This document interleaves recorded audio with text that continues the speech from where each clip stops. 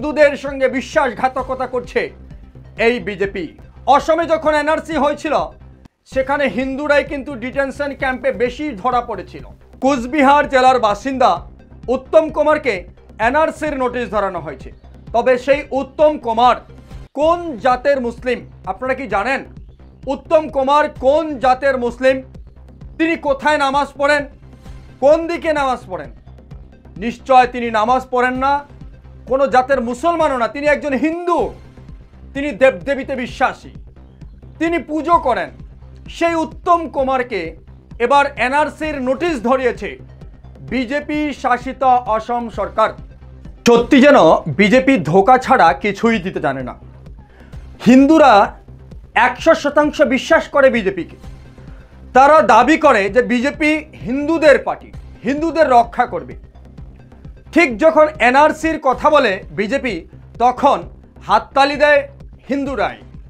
মুসলিমরা আতঙ্কে থাকে, তারা ভাবে যে বিজেপি তাদের কিছুতেই রক্ষা করবে না, তাদের টার্গেট করবে বিজেপি।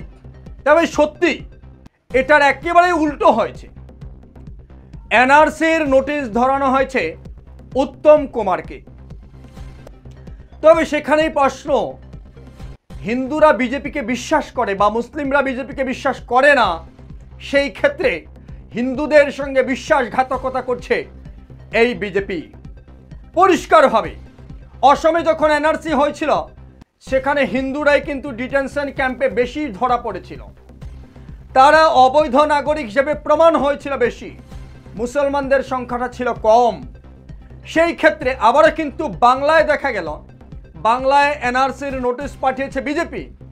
কিন্তু সেই নোটিশটা কাকে পাঠিয়েছে?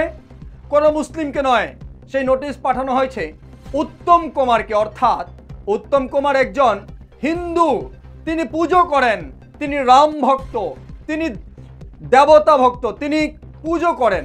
সেই হিন্দু ব্যক্তিকে এবার এনআরসির নোটিশ ধরানো হলো।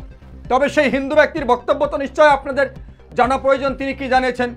তিনি জানিয়েছেন পশ্চিমবঙ্গে বসবাস করছি 1966 সাল থেকে, এবং তখন থেকে আমি ভোটাধিকার প্রয়োগ করছি। 1966 সালের ভোটার তালিকায় নাম রয়েছে আমার।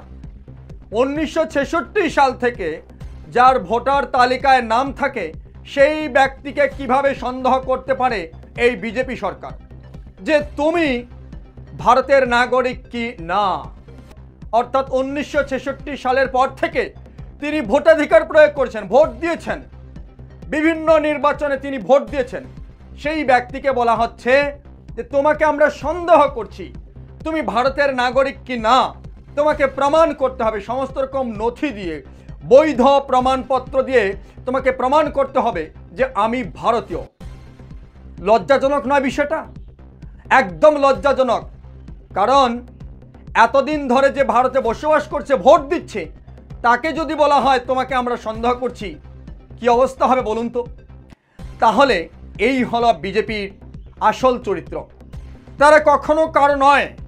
কেউ যদি ভাবে যে বিজেপি আমাদের, একদমই না, কারো নয়। কারণ বিজেপি শুধুমাত্র ক্ষমতার জন্য যা বলে তারা ক্ষমতার জন্যই বলে, অন্য কিছু না। আপনারা যদি কেউ ভাবেন যে হিন্দুদের বিজেপি রক্ষা করবে, মুসলিমদের রক্ষা করবে না, তাহলে সেটাও ভুল। মুসলমানরা বিজেপিকে ভোট দেয়, তারা যদি সেটা বোঝে মুসলমানদেরও রক্ষা করতে পারে এবং হিন্দুদের বেকায়দায় ফেলতে পারে, বিপদে ফেলে দিতে পারে।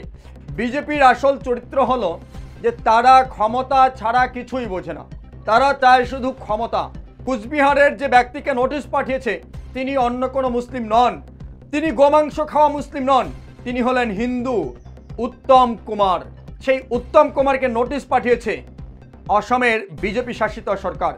তবে আপনারা কিভাবে দেখছেন বিষয়টা অবশ্যই কমেন্টে মতামত দিতে ভুলবেন না। কিন্তু আরও একবার বিষয়টা জানি রাখি, কুচবিহারের সেই উত্তম কুমারকে এনআরসির নোটিশ পাঠানোর পর কিন্তু বাংলার মুখ্যমন্ত্রী মমতা বন্দ্যোপাধ্যায় এবং তৃণমূলের সর্বভারতীয় সাধারণ সম্পাদক অভিষেক বন্দ্যোপাধ্যায়, পাশাপাশি রাজ্যসভার সাংসদ শামিরুল ইসলাম, তারা প্রত্যেকেই সরব হয়েছেন সেই বিজেপি সরকারের বিরুদ্ধে। তারা বলছেন যে বাংলায় বিজেপির কোনো অস্তিত্ব নেই, তাদের কোনো ক্ষমতা নেই, তারা বাংলায় এনআরসি করতে চাইছে পিছনের দরজা দিয়ে, অর্থাৎ পিছন থেকে তারা এনআরসি শুরু করতে চাইছে।